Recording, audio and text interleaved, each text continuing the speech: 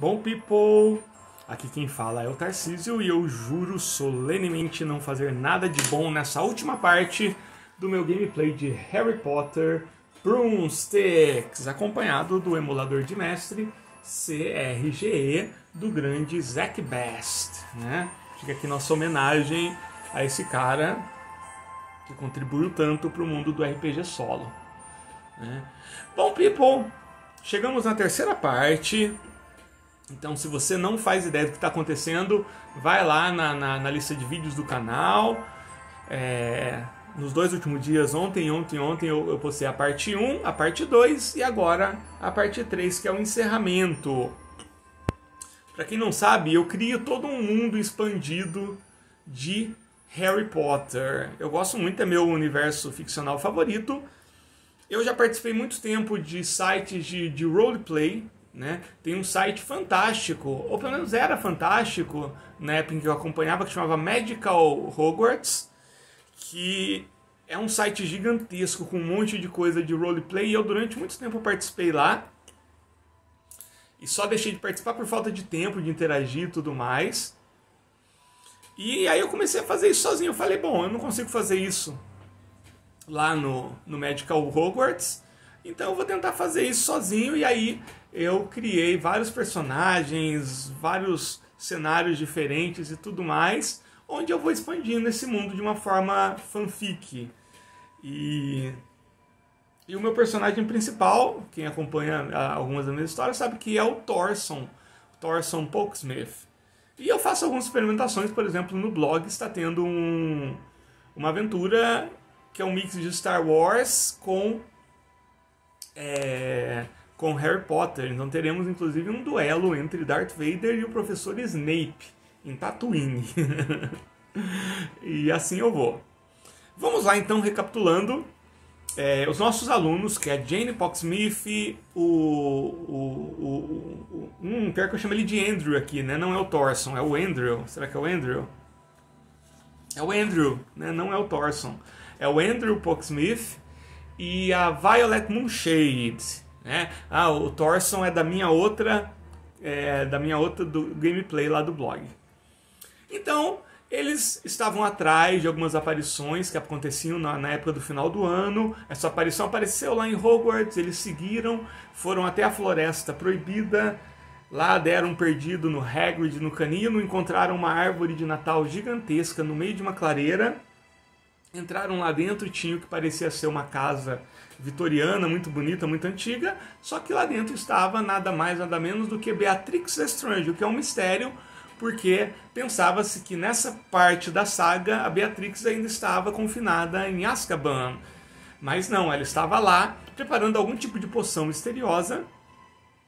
Ela consegue ver as crianças entrando, e quando estava começando a ficar bem perigoso a cena, a Violet Moonshade consegue escapar devido ao seu atletismo. Ela sai correndo, acha o Hagrid, e nesse meio tempo a Jane e o Andrew eles tentam dar uma distraída para ganhar tempo, e nisso o Hagrid chega. Ele abre a portinhola que dava acesso à árvore de Natal, e o Andrew e a Jane aproveitam para se livrar da Bellatrix, utilizando um feitiço simples de vingar de um Leviosa, e saem correndo em direção ao castelo, e o Hagrid fica em frente à porta. Então vamos ver o que acontece a partir disso.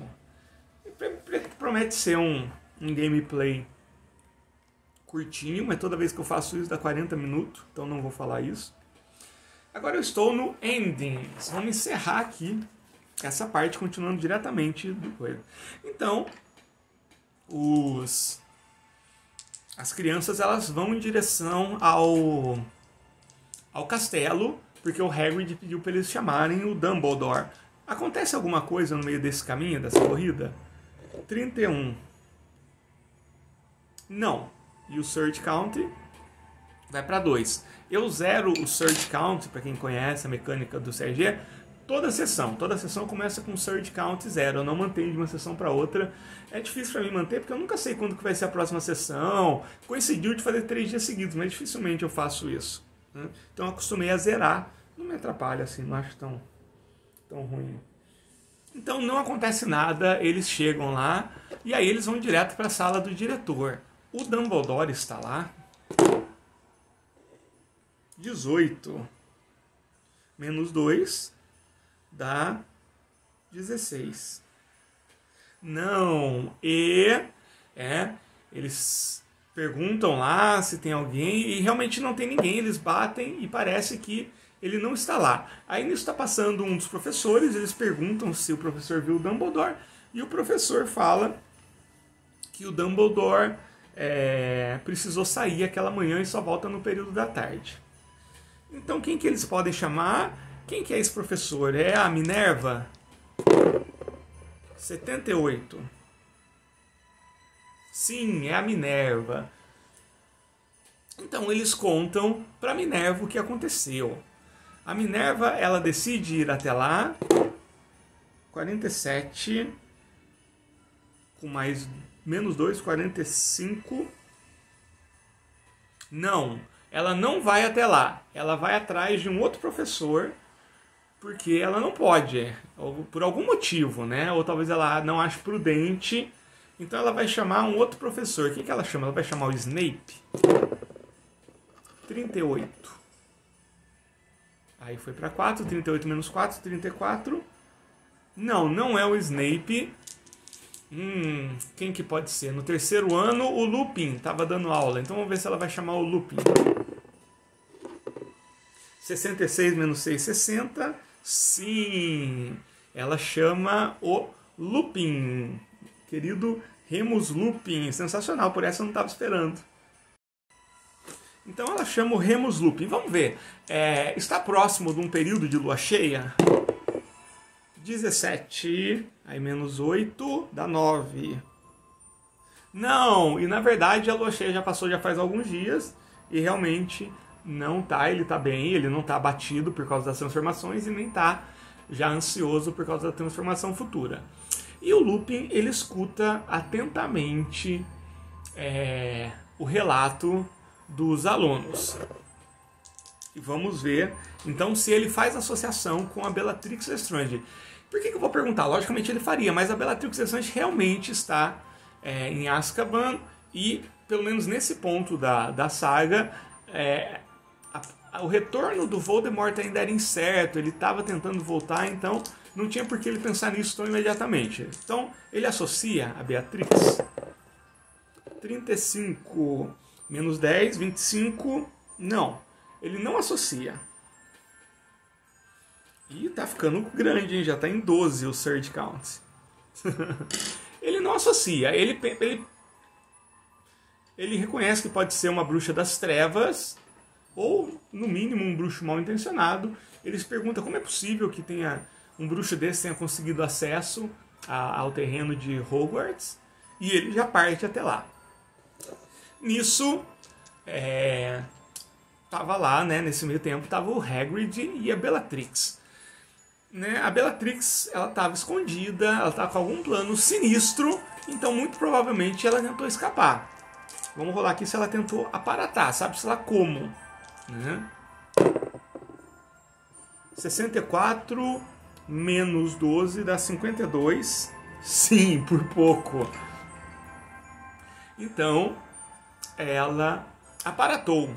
Então, assim que ela viu o Hagrid, a primeira reação dela foi lançar um feitiço, mas na verdade ela pensou bem, ela lançou um feitiço para fechar a porta novamente, e nesse tempo ela aparatou, não se sabe como, né, mas quem acompanha as minhas aventuras sabe que os bruxos das trevas desenvolveram um feitiço que consegue quebrar algumas regras de Hogwarts. Aconteceu lá na saga As Dungeons de Hogwarts, quando um grupo de bruxos das trevas tentaram fazer um ritual que iria controlar todas as criaturas mágicas. Né? E o Hagrid, depois que viu, ele identificou, porque foi bem rápido, né, como sendo a Beatrix Lestrange. 48 menos 12, 36. Não. Ele viu muito de relance, estava escuro lá dentro. E então ele não conseguiu identificar. Ele lembra vagamente que pode ser alguém, mas como eu disse, né, para todos os efeitos, a Beatrix Lestrange está em Azkaban e até esse momento Azkaban é considerado impossível de escapar, né? Tava todo mundo apreensivo com a fuga do Sirius Black, mas ninguém estava pensando na Beatrix. E nisso chega o Lupin, né? O Lupin, ele tem alguma forma de identificar, eles vão entrar lá dentro. Então, o Lupin, ele abre novamente, não vou nem fazer um teste, porque ele é um bruxo extremamente competente, e ele vai entrar junto com o Hagrid. Eles permitem que as crianças entrem, ou, aliás, o Lupin permitiu para levar eles até aquele local, né? Ele permite que as crianças entrem. 90 menos 14 dá 80. Aliás, mais 14, né? Eu tô fazendo errado. Quando dá mais eu somo, né? Então dá mais de 100. Então sim, e inesperadamente ele permite que as crianças entrem, né? Para que elas possam apontar algum tipo de pista.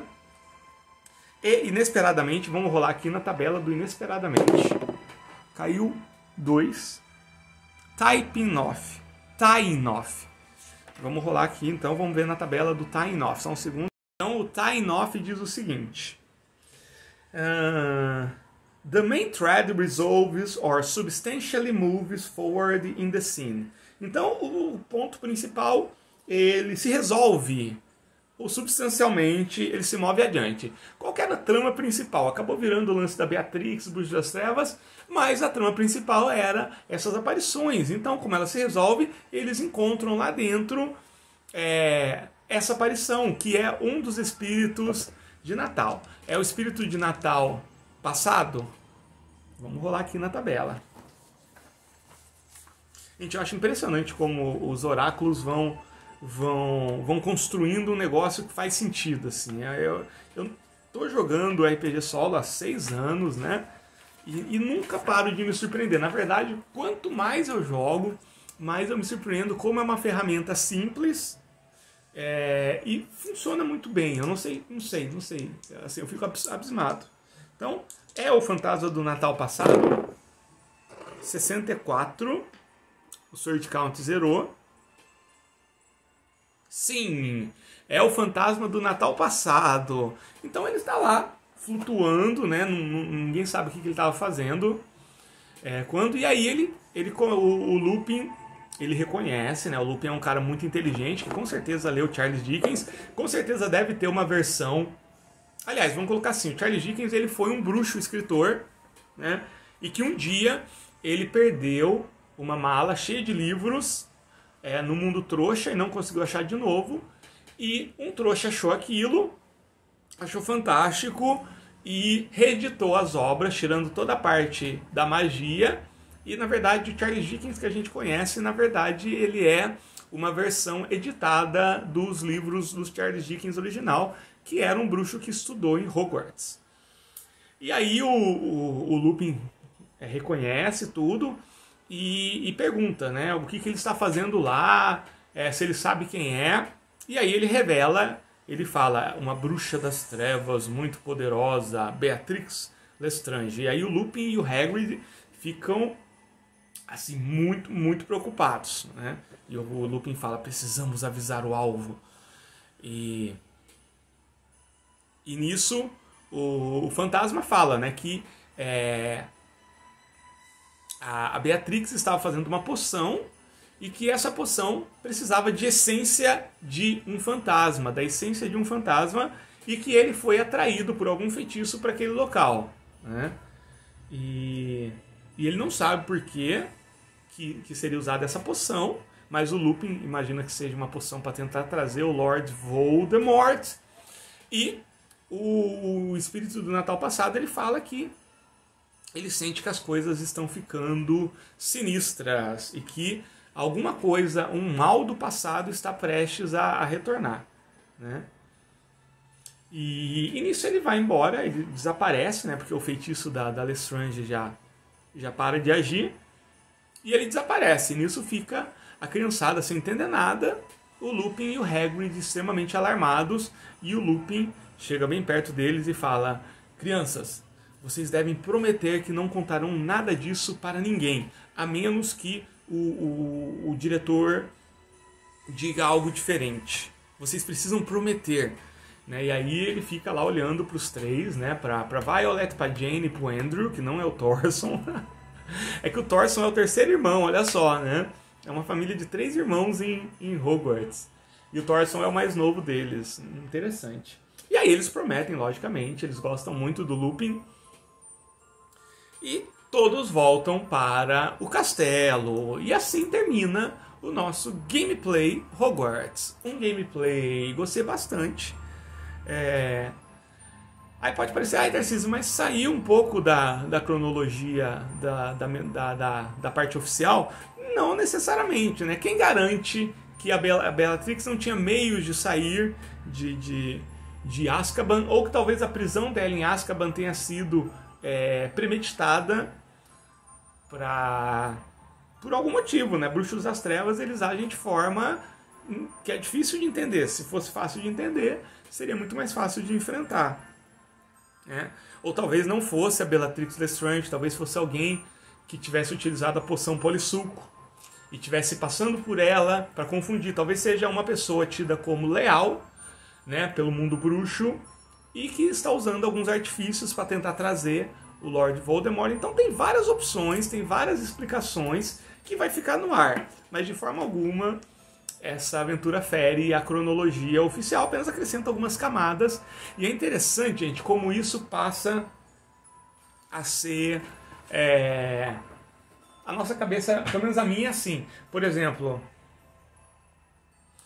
eu fiz uma aventura muito longa de 25 sessões que chamava As Dungeons de Hogwarts, que nos livros falam que existem dungeons, existem masmorras em Hogwarts, inclusive é o lugar onde fica o salão comum da Sonserina, mas não entra em detalhes, fala muito pouco disso. E nas minhas dungeons de Hogwarts, eu especifiquei muito bem como o que tem lá, para que é usado. E na minha cabeça outro dia eu me vi pegando, né? Eu fui pesquisar dungeons de Hogwarts, porque eu quero continuar aquela história. E eu falei, mas onde é que tá aquela informação que fala do dragão que fica lá embaixo? E na verdade o dragão faz parte do meu gameplay. A mesma coisa, né? Em Hogwarts, no meu gameplay, num dos meus gameplays, tinha a Torre dos Fantasmas, que é uma torre onde toda sexta-feira os fantasmas se reúnem para bater papo. E no último andar dessa torre, o Ministério da Magia pede para Hogwarts guardar itens que de forma alguma podem cair na mão de bruxos das trevas. E já aconteceu de eu pesquisar sobre a Torre dos Fantasmas, e essa torre não existe, ela é uma criação minha. Então, uma coisa, né? Tarcísio, por que tinha uma árvore de Natal no meio da Floresta Proibida? E aí é porque o Hagrid, todo ano, ele monta uma árvore de Natal lá, porque ele acha a floresta muito sinistra. Então todo ano ele tenta dar um ar mais festivo para a floresta, porque tem os centauros, que ele tem um respeito muito grande, e ele sabe que os centauros eles têm uma ligação especial com essa simbologia também, e ele coloca lá até como uma forma de agradar os centauros, e isso é uma das coisas que reforça os vínculos, ainda que, né, centauros não têm vínculos afetivos muito grandes, entre o Hagrid e os centauros que lá habitam. E é isso, gostei demais, gostei muito, muito, muito. É absurdo o quanto que eu gosto de Harry Potter, assim, é doentio. Um abraço e a gente se vê.